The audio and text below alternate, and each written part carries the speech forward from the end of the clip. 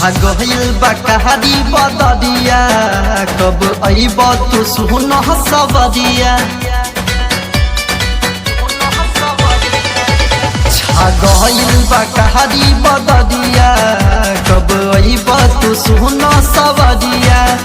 दिल धड़कता नैना बरसता सुनिला ना तू हमरो पुकार हो आजा नए राजा हमार तू घरबा आजा नए राजा हमार तू घरबा आजा नए पिया हमार तू घरबा आजा नए सैया हमार तू घरबा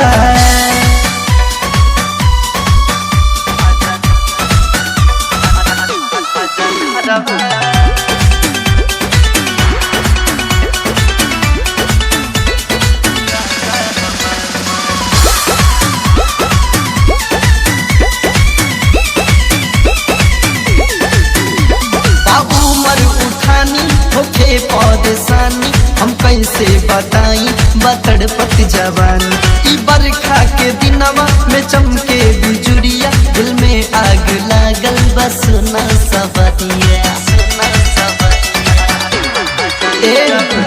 उमर उठानी होखे परेशानी हम कैसे बताई ई तड़पत जवानी ई बरखा के दिनवा में चमके बिजुरिया दिल में आग लागल बस ना सबरिया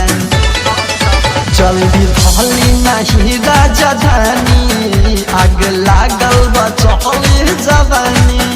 दिल धड़कता नैना बरसता सुनिला ना तू हमरो पुकार हो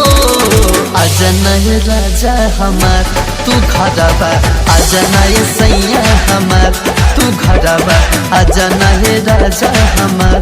तू घरबा आजा नए पिया हमार तू घरबा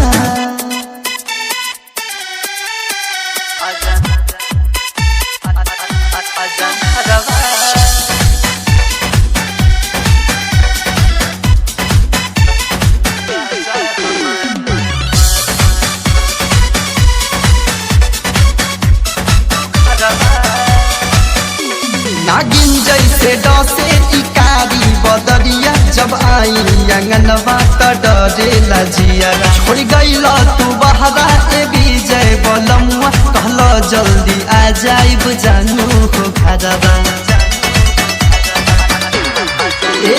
नागिन जैसे डसे इकारी बदरिया जब आई अंगनवा त डरेला जियरा छोड़ गईला तू बहरा ए विजय बलमुआ जल्दी आ जाइब जानू हो घरबा जुलाई बीतता है राजा जानी अब कहगन तुम न मानी